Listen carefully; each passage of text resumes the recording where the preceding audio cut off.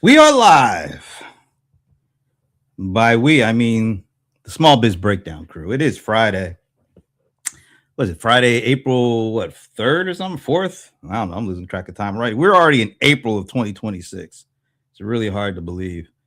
Anyway, I'm Brent Leary. It is noon or slightly afternoon on the East Coast here.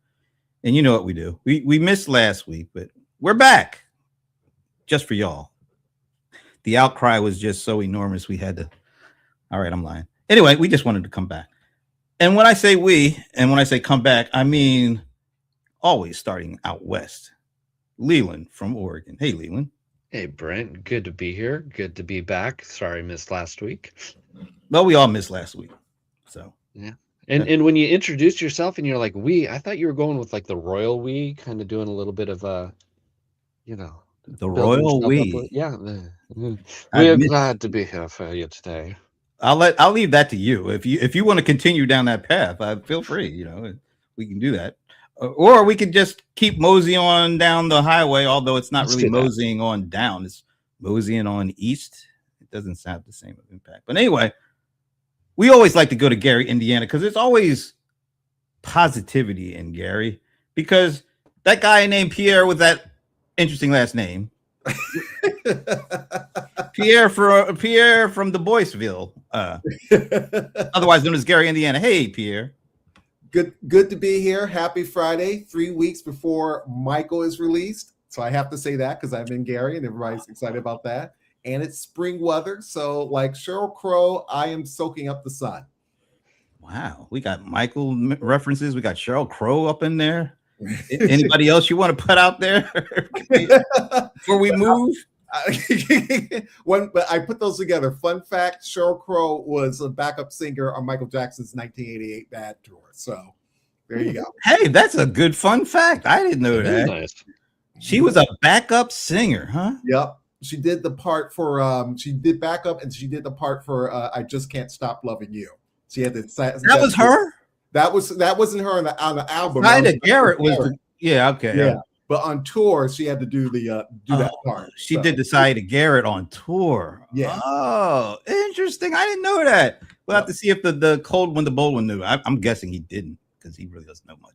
Anyway, before we do that, the last couple of times we have not had a chance to stop in mystical, magical, wondrous. I can't think of any other M's at the moment for Medina. But we get to do a stop in Medina because we get to see Evena Taylor. It's good to see her. We can't hear you. You're muted. Evena Taylor, I am in a new location. I have relocated to my mom's, as you guys know, so that has been a thing. But I am still in Medina, and it is still magical. Spring is in the air, love is in the air, and it is so good to be with and see you guys. There's a lot of stuff in the air. Pollen down here, but that too. Different. But we are so glad to have you back. Whenever we can have you with us, we enjoy it. So glad to see you again. And now, moving to our nation's capital, there's only one thing that happens more in DC than Shashi smiling. And we can't really talk about that because it's not all that positive. But anyway, we are going to our nation's capital and visiting with the one and only Shashi Bellamkonda. Hey, Shashi. Can you? Shashi? Yep, there he is. Yeah, well, you're kind of going in and out there a little bit. Now all right, try it now. Everyone. Hello, everyone. All right, we hear you now. Great, excellent. So nice to see you all, and especially John. Ivana. It's going to be a rough show for me, I can tell. Well, glad to see you, Shashi. We are glad to see you. Shashi, did you have a gummy? What kind of gummy? That kind of gummy, because you are so mellow. That was a really good question. I have never seen you that mellow. Okay, that's really interesting. I don't have to spend any money to become better. All righty. All right. Well, usually this time we head to our what is it, the vacation capital of the nation or the world, Universe. universe, galaxy. I don't know. But we can't stop in there because Ramon Ray is not here with us today. But we give him a shout out. And now we have not seen this young man in a while. Yeah, I did. Yeah, okay. He's getting ready for his close up, Mr. DeMille. All right, he is the cold one. Some call him the bold one. His AARP card says he's kind of like the old one too at this point. He is John Colder Ice Lawson. I got goodies. You got gummies? I got gummies. Super high. But I'll wait till after. Well, I will say it. It's good to see you. Oh my gosh. That's crazy. Yeah, it is because something got caught in my throat after I said that. Good to be seen. Good. That's good to see. All right. And let's see. We got I hope somebody knows Rajesh because I don't know, but the group is cozying with happiness and Oozing, optimism. probably oozing. Oh, oozing. Awesome. Why did I say oozing with happiness and optimism? We can feel the love from you too, Rajesh. So thank you. And anybody out there, we're glad you're here. All right, now with all the happiness out the way, we got all that out the way. It's been a couple of weeks since we've had a chance to go around the bin and see how everybody's feeling about everything. Now, we did I think we got some positive news this morning. We had a jobs report. It was anticipated around 58,000 new jobs, but it actually came in, I think, around 178,000, which on its surface, you'd feel pretty good about it. But there's a little, I don't know, scrutiny on those numbers, but we'll leave it there. All right. So we are still in the midst of a war. We apparently in the midst of the war, we fired the chief of staff for the army in the middle of a war, which is kind of weird, I would think. Anyway, some other people got fired just yesterday. Attorney General, I believe. Lots of stuff going on. Ivana, we haven't heard from you in a few weeks, so let us turn to you to see how you feel about everything going on right now. Well, I have been the voice of contradiction lately. Right? Like I look at the numbers and small businesses are hanging in there. Right? They are hanging in there. And I've decided to definitely go 10 tones down on how to get customers and keep customers in this type of environment. And I'm thinking there's a lot of opportunity there, even though, not going to lie, I've created a little report that I'm going to probably put out later on today, but there is opportunity there. There's opportunity for fractionals, especially. There's opportunity for retail and for the trades, right? You just got to be really careful about how you're going to craft your offer. So I went from being very doom and gloom to sort of looking for the silver lining. Am I tossing the ball to someone? Should I toss it over to John since he's not been here either? Wow. Thank you, ma'am. Well, my word for the way I'm feeling right now is settled. I'm settled, Look, man, I've been in business for 25 years.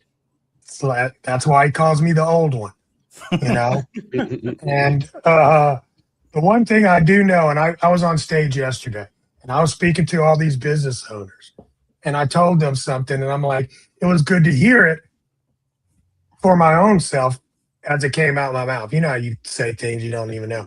But it's like, every 5 to 10 years, the economy goes through its changes. Every 10 years, America goes to war. So the one thing for us in this time as small business owners, it is a time for maintaining and taking share. This is always the time for growth because as competitors slow down their advertising, they slow down their acquisition, they often slow down and some even go out of business. And it becomes an opportunity for you to grow your business. So don't feel too bad, just feel settled right now and keep pumping. Keep pumping. All right. By the way, I deleted the stream to your YouTube, Shashi, because we're getting terrible comments. So just to let you know. All right. Who should go next? I'm looking at you, John, because you just went. So who's going to go? Oh, I'm sorry.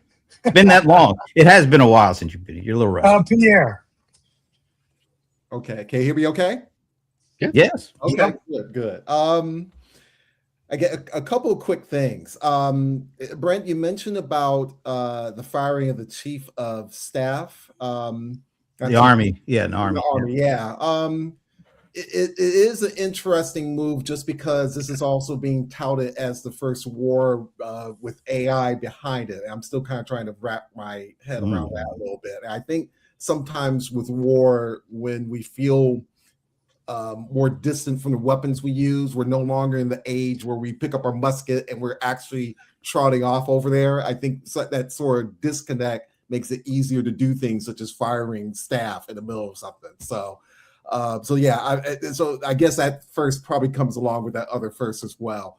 For the jobs, I think there's still, I think what John Lawson brought up is a good point. There's a lot of, I hate to say opportunity, I would say turbulence a little bit. And it may seem like it could be as a business owner, I could probably hold back, but there's probably are some opportunities to pay attention to. One of the things with entrepreneurship is that you have priorities. You have to figure out what is going to be the priority for you day in and day out, and then strategically as you move forward. And a lot of that, when you do that, you start putting noise out of your ear and focusing on the things that work best for you. I think there's some opportunity, and I have to admit part of that brightness is also because it's spring. I'm in a good mood because it's spring. We got spring cleaning, so do some spring cleaning with your strategy. Wow. Good mood and spring cleaning usually don't go together for me, at least, but I hear you. All righty. That leaves the one and only Leland from Oregon. Well, we also have Shashi too, but I'll go. Shashi, don't forget Shashi. We'll save him for best for last. I got thrown off because of his YouTube channel was spitting out some weird comments, so I forgot about that. Sorry, Shashi. I will not punish you for that. Look, I look at it as like, yeah, we've got uncertainty. I mean, that's government in and of itself. It doesn't matter who's in charge, what's going on.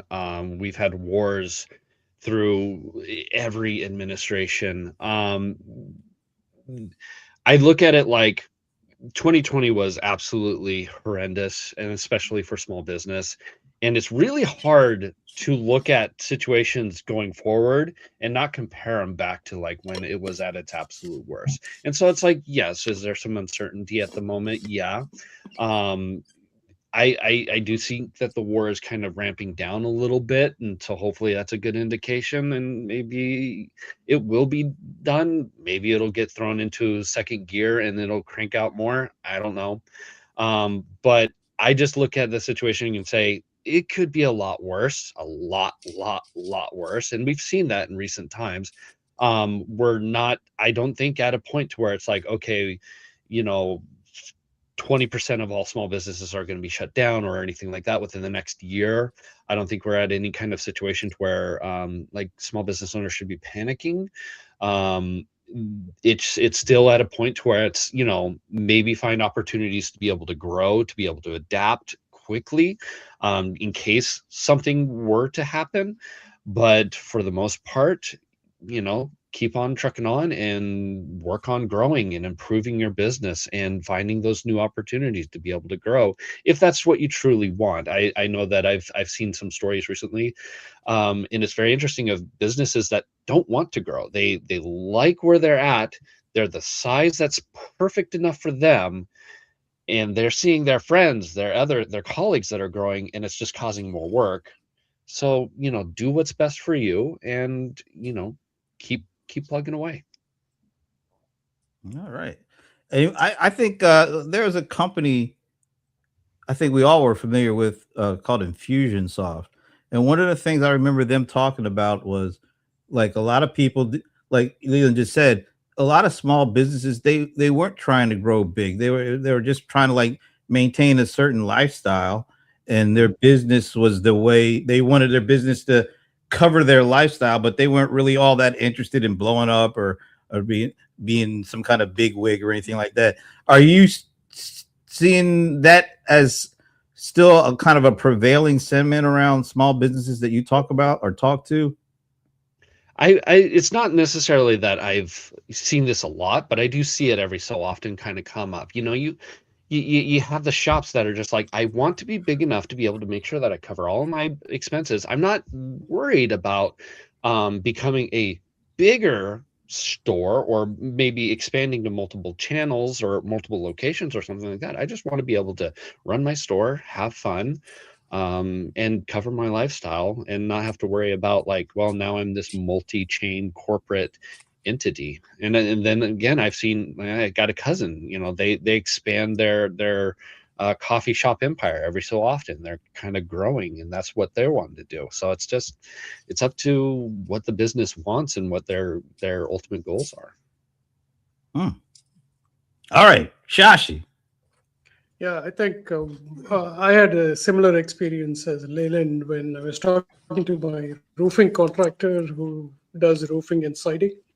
It's been at least 6-7 years since I called them. So I said like, hey, have you guys become like 10 branches and 1,000 people? He said, no. We are very happy with what we have. We don't want to expand and, not have the lifestyle that we are having. So I thought that was interesting. And I'm seeing that not only in small businesses, but even technology companies don't want to go the VC route. They want to be profitable. They want to remain growing with their own investment, right? But there are two things that I'm seeing that are a little bit of a worry for a lot of people, small and large businesses. One is gas prices. Like, even though the US is self-sufficient, one of the largest producers of gas, we probably didn't understand that the market is global, right? So whenever the price. Can I break in for a second, Sean, and just say, yeah, some of us did understand that. It's not certain people in the wrong positions are the ones that didn't understand it. He understood. That's all I wanted to say. Don't. I felt a need to just jump in. Don't act like this is not intentional. All right. Act like seriously. I mean, seriously. There has been all kind of studies and everything about exactly what was going to go on, and we're seeing exactly what was going to be said that was going to go on. Don't act like this ain't intentional. I don't know what the intent is, but it was very intentional. It's so good to have you back. By the way, you're welcome. Shashi, please continue. Yeah.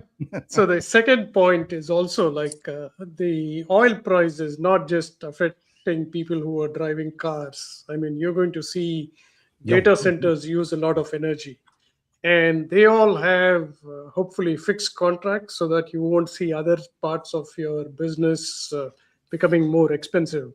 But that's something to watch out for too, because they are going to pass that along to customers too. So what if all your like internet connection, cloud connection, all of those go up, right? So something to watch out for is my opinion. Well, funny you mentioned that, because one of the things that I was going to touch on is Microsoft and this deal they're going for with Chevron, basically to cover what you just said there, Shashi. They want to be able to have plenty of access to energy and They want to have not only plenty of access to it, but they want a fixed cost associated to it, so they know how they can price it and make money and still have all they need. But I'm not going to dig into that just yet, because one of the things that I was wondering if any of you were going to say that you didn't was that we're at April, whatever it is, April 4th, 2026, almost to the day since our day of liberation last year. So usually I ask the That was on my notes, but you did. I thought you would be the one to bring it up. Okay. Well, That's not a how you feel in question. No, that's like, how do you think the last year has been? Let's just take this as something that you just talked about. Like, small businesses, they don't ask for the world. They just want to be able to make a good living and have calmness and be able to just maintain and do a little building. But they just want to have things and have situations that they can manage, that they don't have to go outside and scream for help. They like being able to know the situation and being able to have as much control over their little piece of the puzzle. But over the last year, how do you think that has gone for you? And how do you think it's gone for, generally speaking, for small business? Has this last year been a year of liberation for small businesses? Anyone who wants to jump in. Nobody wants to touch that one, apparently. Well, I would, but I'm like, I don't want to be the guy that's always the third rail. I'll jump in. Yes. I'll say this. I don't think it's been calm. I think it's been volatile for small business, but in a very specific way of if you're trying to figure out, like, strategically what should you offer, where to invest, I think that part becomes hard.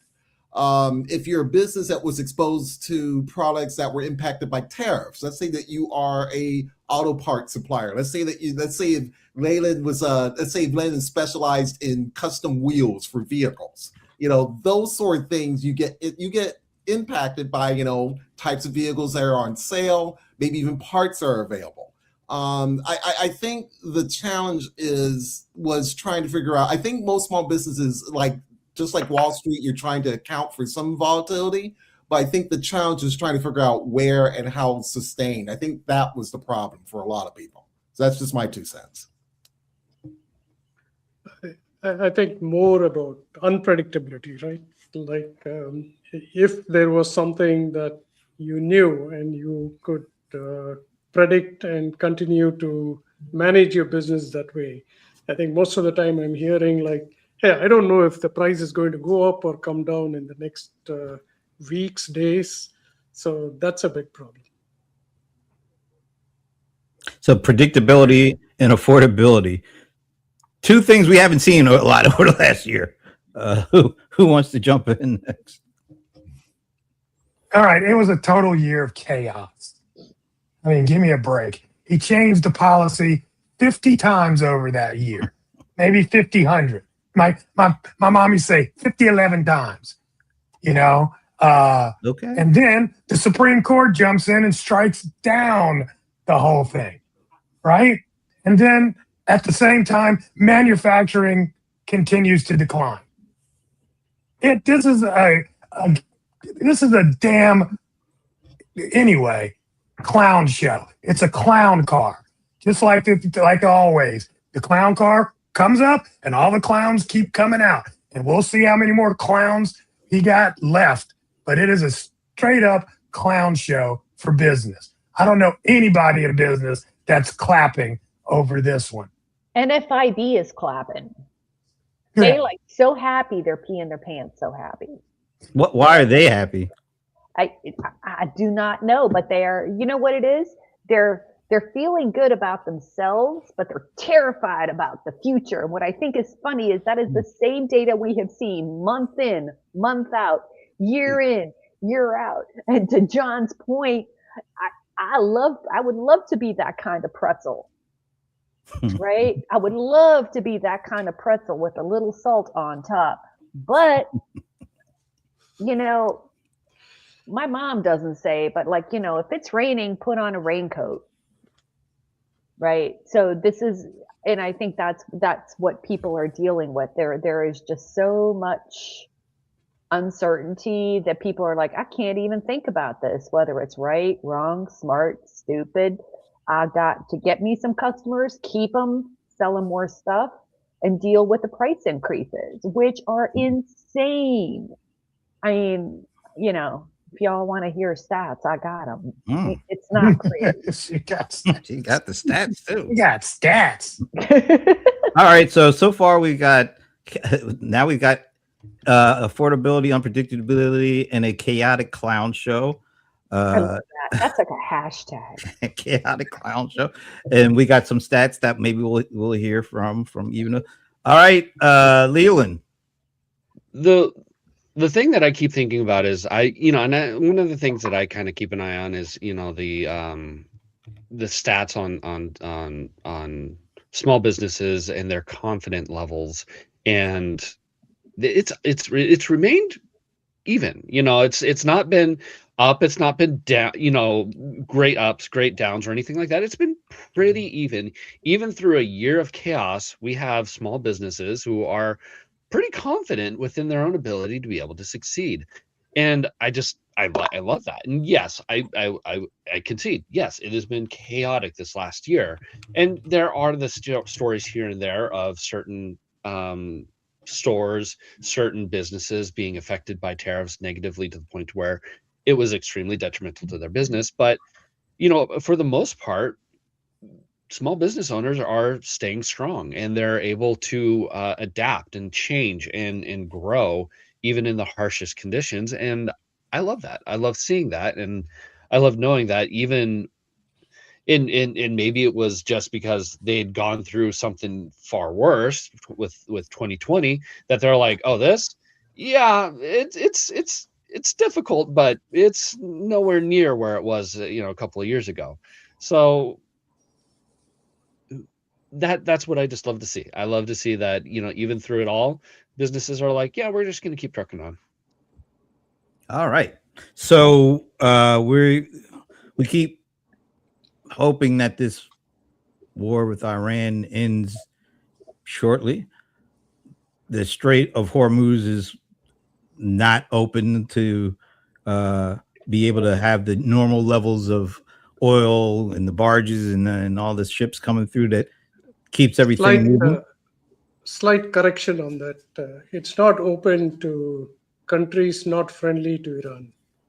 Otherwise, Chinese, yeah, that's true. Chinese and Russia, I think. Asian countries, yeah, and Russia. All right, so I'm speaking, I guess, in terms of America and American small businesses.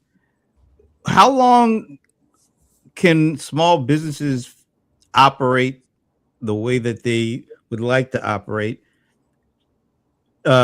before they do start feeling it, and it has more impact than they're feeling right now? I mean, because we already know $5 gallon of gas is still out there, and potentially, if this goes on longer, it could go up, not down. So, how long do you give this war? When does it need to end? How do I put it like this? When does it need to end before it becomes a issue right to the small business person? Because I think, like you just said, Leland, if you ask them about their individual circumstances, they feel much more confident because they feel like they have more control over it. But when you ask them about the general state of the economy in small business, that's not the same response you get. So how long before this goes on and before it starts hitting them personally? Because they don't worry about it unless it hits them personally.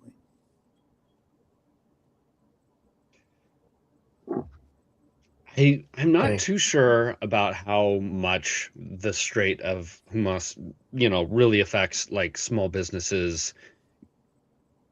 I mean, there is the oil, and that is a big issue globally, and that is going to affect, of course, the price back home.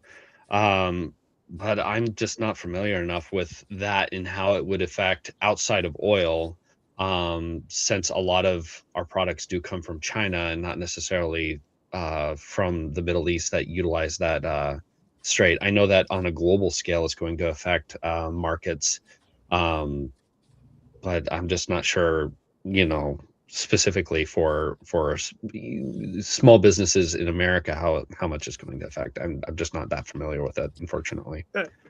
I can add a little bit to this. The first thing is there are no American oil tankers that go through the Strait of Hormuz, and we don't depend on Iran for oil at all. Now, one surprising thing that happened in the last 2 weeks is that the US sanctions against Iranian oil have been lifted, because people would have done that anyway, even with the sanctions, right? So it was better to save face and say like, hey, we lifted that. And I believe the purchasing Russian oil has also been lifted, because as much as I think most of our audience is going to be the North American market, this has affected countries like Philippines, Asia, countries in Asia, Vietnam, and small business there are affected. I mean, like restaurants have to cut down their menu,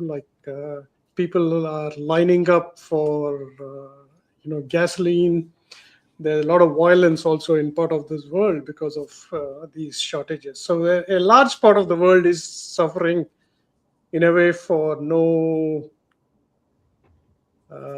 they didn't ask for it, right? So they got this misery there. Now, what I predict is going to happen, and if it happens, you all heard it first here, is there will be some way the federal government is going to cap the amount of fuel costs that companies can put. Not a tradition. Usually the government never interferes with the prices, but with the midterms coming, they've got to do something. They've already, I think, released some of their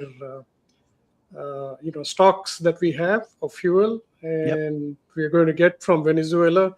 But everything is run by private companies. The US government isn't distributing oil, right? So they have to tell the private companies, if you want to get this oil, here's the price. Or they have to reduce the price themselves so that it equates to what the private companies are selling. I mean, I think, Brent, you watch stocks a lot. I think all of the oil companies are doing pretty well for a war that's going on, and defense companies.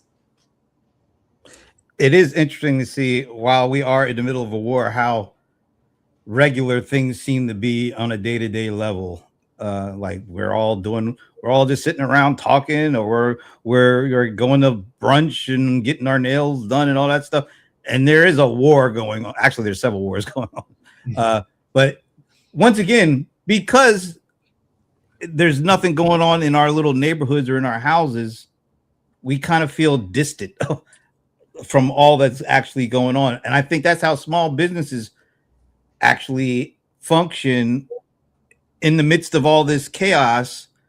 They're only thinking, as long as the chaos stays outside of me and my business, to the most part, they're not too worried about it. And it just feels like at some point they may have to start worrying about a little bit more than what they are, unless we're able to get off of this terrible war thing that we have going on right now. I want to add something here. Like, if you're a small business selling induction stoves, export a lot to India, because all the suppliers there, they've run out of supplies because they're expecting cooking gas to be scarce. So everybody's bought induction stoves. My family is actually trying to see if they'll go back to firewood just in case this war lasts longer. Wow. Now, another important thing is, like, you never know who to believe, and this could be totally targeted to small businesses also. I was talking to my mom around 6 in the morning today, and she told me that a US jet has been shot over Iran. And I saw an alert come probably at 12 o'clock that, yes, that news is true. It's almost certain that we are not hearing the real story from any outlet. Can't get it. I was going to say I got that notification from the Wall Street Journal. One U.S. crew Right. member rescued after jet shot down. And I'm telling my mom, no, mom, I haven't seen that news. And She she's doesn't. telling me, hey, it's all over. We've seen pictures of it, right? So, in terms of reputation management, if you want to discuss the Anthropic code thing, I just think it's a good lesson on, transparency. Like, quickly say what happened and say we are taking care of it. That's all people need to hear. All right, maybe for the last few minutes here, kind of switch off for this. Although this has been very interesting, but something happened yesterday. I'd never even heard of this company, but I'm going to put this up here. How many of you heard of this TBPN? I have never heard of this before. Had you, Shashi? No, and I'm thinking maybe they'll next buy PPN next. So this came out yesterday, and it was really interesting. OpenAI gets in the media by streaming business talk show TBPN, and apparently some people who actually know what this is have said that TBPN is kind of like the ESPN of tech talk, for a lack of a better way of putting it. So apparently it's very well known out in the Silicon Valley. These guys. It's like a daily show that's like 3 hours a day, and it's like they cozy up to a lot of the tech bros and CEOs, and they have conversations, fun and a lot of give and take and all this kind of stuff. And OpenAI just bought them, and it got a lot of people's attention because it was not a move people were expecting. But does it feel like a good move for OpenAI to buy their own media outlet? Because it seems like over the last several weeks they've been getting some negative press, and it feels like they want to have their own media arm to combat the oncoming negative discussions around how they operate, because their profiles is going up and up. AI's importance is going up and up. They're getting more negative talk about them and what they do, and now they buy their own media outlet. What do you guys think about this? Is that something that's a positive? Is it a negative? Is it nothing at all? Who wants to jump in? I want to start, if you all don't mind, right? Like, I don't have insights into the inner workings of OpenAI, but I think Fidji Simo, who's the president, is, I think, struggling to bring the company back to a pathway where it is useful, no gimmicks, and try to be a business, just like Anthropic is. But what Sam Altman thought, like he was following the Elon Musk model, which is, I don't need any marketing. I'm going to be the spokesperson, and I'm going to be it wasn't working. Making OpenAI grow. Very soon, I think there's a lot of pressure because OpenAI, even though it's making more revenue than Anthropic, it's not profitable, and there's no sign of profitability for decades now. And they're going into like consumer gimmicks, which I call Sora as a consumer gimmick. But they are an important company for small businesses because small businesses got their first access to AI using OpenAI. So they should become a business, and this may just be hiring for talent and creating more media very fast is what I think is the reason for this. I don't think they wanted the show. They wanted, what I predict will be, they'll have their own OpenAI kind of show that will help create more business for them is what I'm thinking their strategy is. Yeah, I just think they want to control the narrative around AI. They want to influence more public conversations, and they get to do this by bypassing traditional media by owning their own media company. So it's an influence play. Yep. At the same time, they're probably getting ready to gear up to go public. No, that's definitely going to happen. So, but I see this as a brand strategy story, and I don't think they did themselves any favors, at least like in my mind. I'm going to speak for myself. right? Like when you look back on OpenAI and when they were this nonprofit, I don't know if I want to say do-gooder, but they had this like lofty goal, this vision for AI and its role in the world and blah, blah, blah, right? And I remember being in that headspace of, wow, this like think tanky thing and they're not for profit and blah, blah, blah. There was that, right? ChatGPT launches, all this stuff goes on. And then Sam Altman, he's out there, the face of it all. And we were like, yeah, he's a little bit of a tech bro, but hey, they got vision. We're gonna, anything he did or said or lacked or whatever, we sort of glossed right over that in the true spirit of DEI. We just glossed right over that and said, keep going. We're good with that. But then that thing happened with Anthropic and the government, and then they went to OpenAI, and then something happened to that brand story. Like it kind of just broke. Like, yeah, we knew that, you were going to go for the money and the blah, blah, blah. And now I think I basically saw this and glossed over it. But so now they buy Tech Bro Media. So I love that. That's really what they should call themselves. That's a great name. Tech Bro Media. I mean, really, it's just a bunch of podcasts with a bunch of tech bros so that they can continue to be in their own bubble. And I'm kind of curious as to whether they've done themselves any favors or just they making the same mistake that a lot of people are making in leadership, in power, and just isolating themselves and thinking it's good for me. And heck, even small business, right? It's good for me. I'm okay, right? So I don't know what the hell I was trying to say with that, other than like I don't think they're doing themselves any favors. There's just something. I just think that you can't play the tech bro card anymore. Media is way too big for that.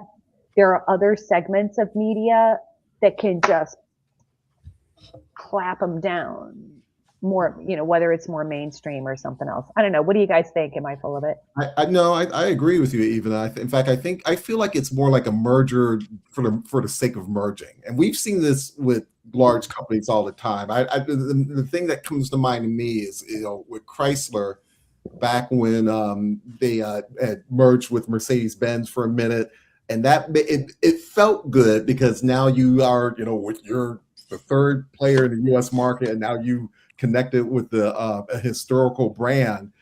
But that merger, they ended up separating it eventually over time. And part of the problem was that it didn't change anything in the market. It may have felt good for Chrysler and maybe for a certain extent Mercedes-Benz.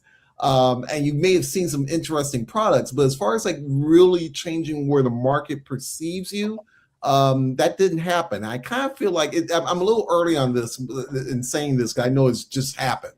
But I also feel like OpenAI, I'm not sure what a media company, honestly, they're controlling their narrative to a certain extent. But the media, I think, even though you touched upon it, the media is it's such a broad thing right now. It's like saying, like everybody has software at some level.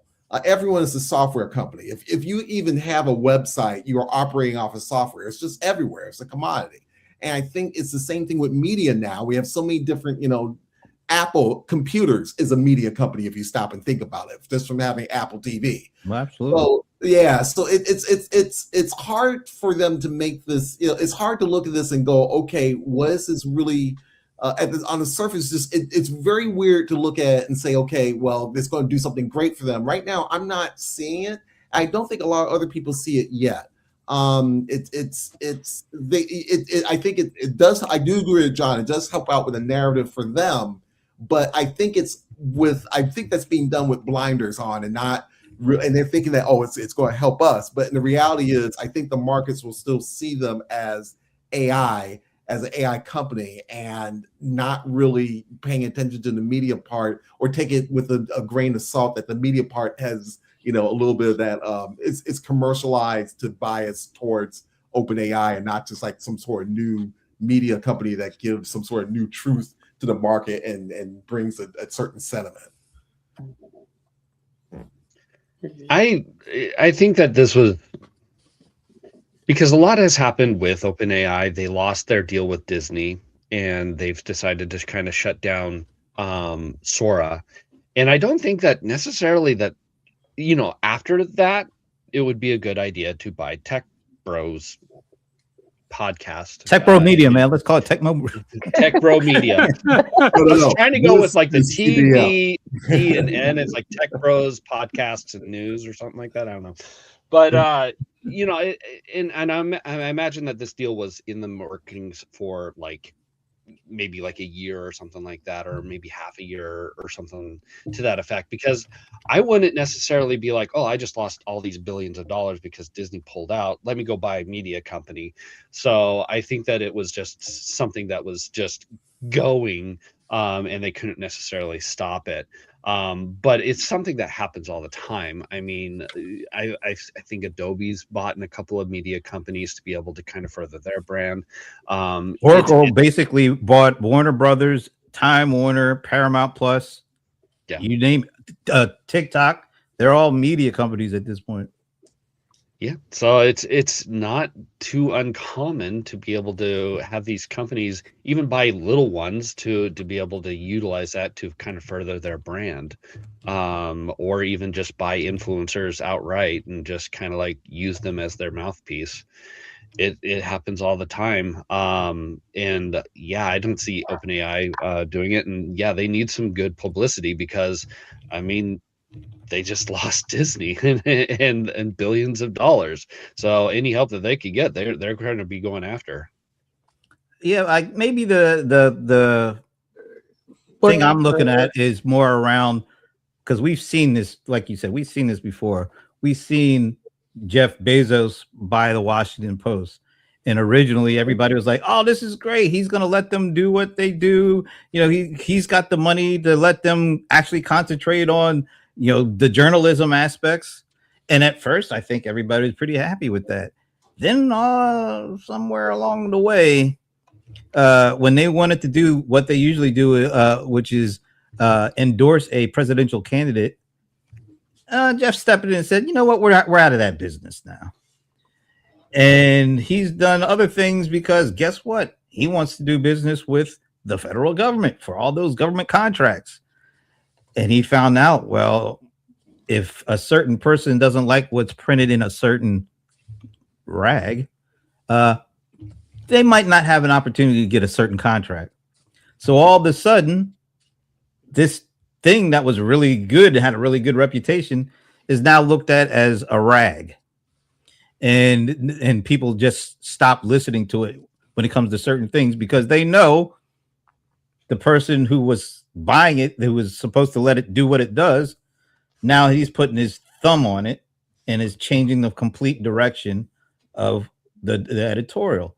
So I kind of look at this as a modern day Washington Post thing, because it's not the Washington Post. It's a podcast network, I guess. But a lot of people listen to podcasts now. A lot of people really take their cues from podcasts now. So why wouldn't a company like OpenAI, a newer company, it's the AI first company, why wouldn't they kind of do the same thing? But instead of buying the old media, they're buying something that's new media. But I think their intent is going to be even more immediate when it comes to how does this change the way these guys do their show? Does it change what stuff they talk about? Does it change their opinion on the stuff they talk about?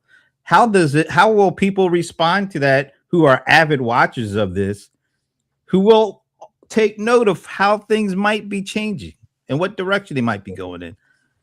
We'll see how this all works out. But if we learn anything from history, we know when things start getting a little ugly in terms of the narrative that, the traditional media would put on something, then somebody would try to step in and try to squash it. So OpenAI probably doesn't have a lot of lead time, because if they start tinkering with this thing immediately, nobody is gonna really take that serious, and they'll probably start losing all those members they had before they got bought.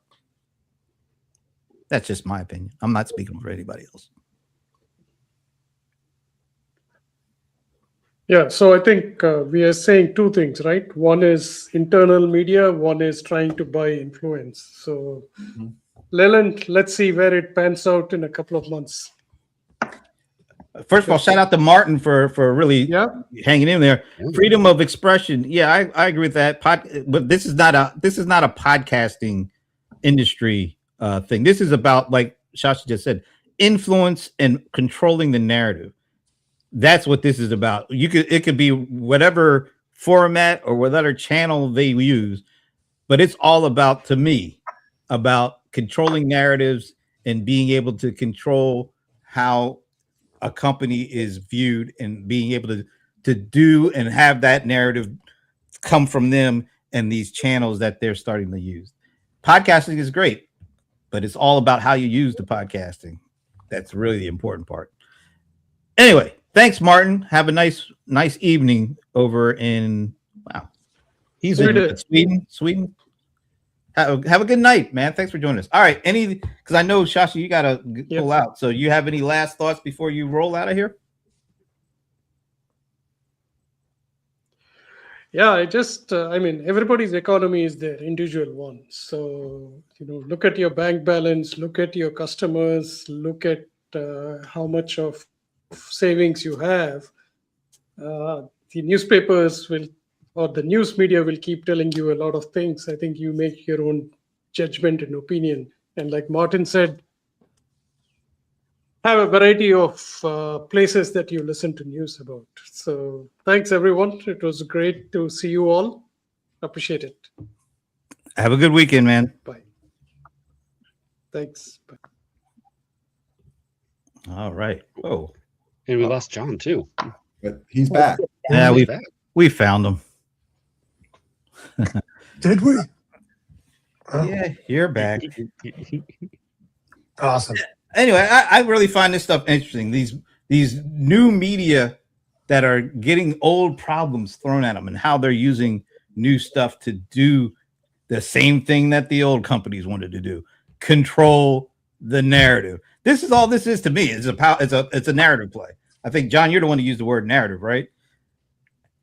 Yeah. They are starting to get a lot of incoming shrapnel. They're getting a lot of negativity thrown at them. A lot of it is coming up right from about Sam Altman. Some of his last interviews, they haven't been too good. And I think they're starting to think about I guess somebody said they were going to try to make him the spokesperson. That's probably not a good idea. They better find somebody that's a little better at this than he is. He's nobody's questioning his smarts. Look what he's done. But sometimes people who are so smart, they think they can be smart about everything, everywhere, at any time. And we've seen that's not usually the case. People do have their limitations. A wise man once said, "A man's got to know his limitations." That was Dirty Harry, folks. Just let you know. Okay. It is interesting because, I mean, if you look at some of these other companies, it's like Mark Zuckerberg is out there every so often, but he's not the face of, like, he's not out there as the spokesperson of Meta. Not anymore. Like that. He Not tried. anymore. He tried it, but it wasn't a No, good I outcome. mean, he But, was out you know- there when you go back to the 90s, and that was Zuckerberg everywhere. 90s. The 90s. Was it like 5? 2000s, early 2000s, late 2000s, whenever. Little But Marky he was the Zuckerberg only was out case. Absolutely. They made a whole movie about the guy. well, Give me no, a break. But they had Sheryl Sandberg. She was there for a while. They made a movie about the guy. The Tech Bros made Let's a be movie. clear. The Tech Bros made a movie about the guy, but I'm saying Okay, anyway, Sheryl Sandberg whatever. was the face for a while. whatever. A good Say long what time. you want. He was out there. I'm not saying he wasn't This out there, but he guy's wasn't out out there there. alone. I mean, Sheryl he Sandberg was, made yeah. a name out of being there. But after a while, they pulled him back because, I mean, Lizard Man comments were coming left and right. Yeah. Yeah. I mean, the one example that I think of is like the owner, the big dog being the spokesperson was Steve Jobs. He was Like great. he was great. He was perfect. He was, even a little manic at times, but it's like it sold, and it was so much to the point to where him being taken from the company actually hurt the company. And then once they brought him back, all of a sudden it exploded. So you got to pick and choose, and companies that Everybody are like, thinks they're Steve Jobs. Yeah, that's a everyone big They wants to dress be Steve like him. Jobs. They walk like them. Yeah, They the try black to talk turtleneck like thing. them. Oh my god. Elizabeth It's- Holmes. I Ugh. mean, even Elizabeth Holmes tried to mimic Steve Jobs. We saw what happened there. He might have been the worst because her voice wasn't even real. Yeah. I think I think some of these companies now, I think it's the rate that they've gotten so much investment and so much media spotlight that, you know, there's an old saying where like whoever is a founder, they're great at finding the company and kind of getting it going. But then once you get to a certain scale, the MBAs come in. You want people who can operate around, who can speak about operations, and that focuses on operations, not, you know, Elon Musk going to do Doge type of stuff, basically. And I think, you know, I think when Elon did that, I think that also, not that it directly affected Sam Altman, but I think a lot of things are about timing. The fact that we saw this tech bro, very successful, people who try to emulate, go off and do this, you know, government activity that he was not qualified for, and neither was his team, frankly. You know, you're supposed to be, as a founder, you're supposed to be dedicated to the business and the product, not trying to get your hands into everything. And I think once that happened, I think for Sam, I think people are really watching, you know, the next people coming up saying, hey, you need to be focused on your business, and you need to be focused on speaking about marketplace issues, not trying to get your hands into everything. You know, he was the voice of not a business. He was the voice of an industry. He was on all these podcasts because people wanted to know, what's this AI thing? And let's be clear, this is only 3 years. It's not like, you know, this long trajectory. This guy, I think he bit off a lot more than he could chew. Yeah. You know, and like you said, the what do you call him, the snake man or the alligator, that's starting to show through. Lizard man. The lizard man is starting to show through. Yeah, I think that's starting to show. You know, because for all the things I might think about, you know, Elon Musk, he's pretty much a straight shooter. You know, I don't, and the things that he said about I take some of that into account about the conversations they had versus what he did. You know, I don't trust the guy a whole lot. I really don't. But, you know, that's my personal opinion, you know. So he needs some good press. So why not buy some? That's the bottom line for me. This is about controlling the narrative, and he knows it's going to get a lot worse. I don't know if this is because I'm sitting on this panel with so much testosterone. Good Lord. That you guys, I want like you're like, oh, influence. I'm like, people, there are more than tech bros on this planet. And you got to realize the meta space we're in, the mega trends that we've been living with right now are focused on, like, we're in the season of outing some BS and fakery. This is like, notice what's been happening. We are in this season. You are not long for the media life once you are outed. Like Christy Noem's husband. Like, this is the season that we're in. People are looking for dirt. And when you're looking for dirt, you're going to find some. Right? We all just lucky that our dirt, we're just like not that important. So like your dirt is not that exciting. But people are looking. And they've got digital pitchforks and shovels for these people. So the fact that these guys are buying like a tech bro podcast media is like going to do nothing for them because people don't trust it. Your actions. That's not. No, you're missing it. This is not a play. This is a in the loop play. It's not about CNN. We don't Right. care about. They don't care about that. It's That's about the what I don't people. understand. Yeah, it's an So they got internal the tech play. bros. It's an internal play. They got the tech bros. Yeah. Is this like the 1% of the tech bros that are going to drive all the purchases, like the 80% of the AI money? Is that what we're talking about?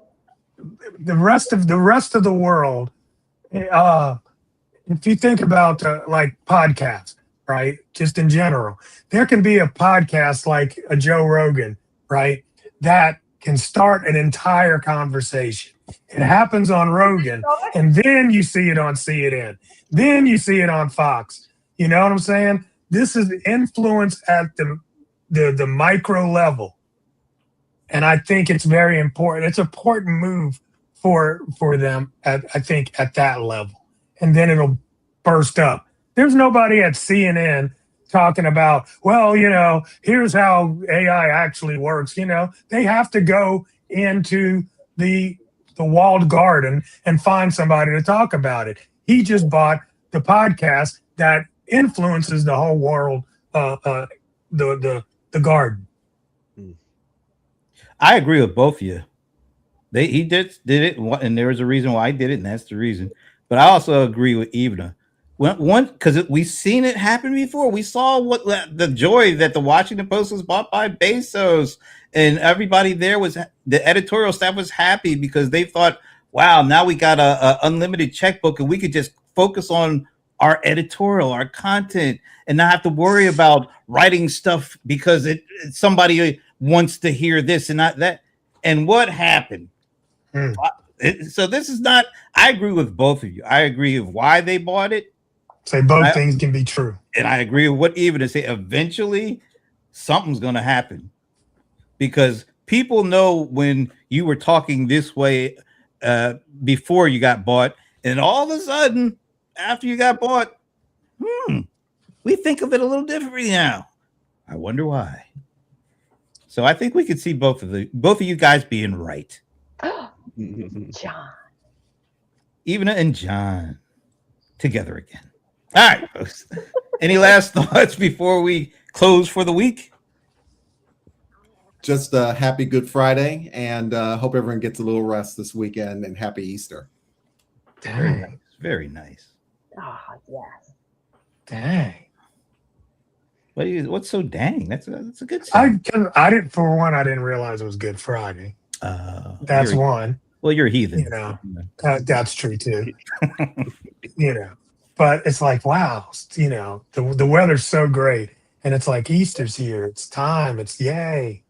So that's my wow. I'm with you, John. Good Friday, Easter always sneaks up on me too. So yeah. It's because they change the date all the time. Yeah, it does change. That's right. Easter was a special occasion in my family because I was born the night before Easter. So, oh, nice. Yes. Don't say anything wrong, Mr. Cold Rice. Don't spoil the moment. All right, folks. Thanks for all the comments. Martin did yeoman's work with the comments. A lot of good stuff. That podcasting is his deal, so you got all into that. But we hope you enjoy the weekend and whatever faith you are. We hope you enjoy Sunday, and we will see you next Friday. Have a great week. Woo-hoo.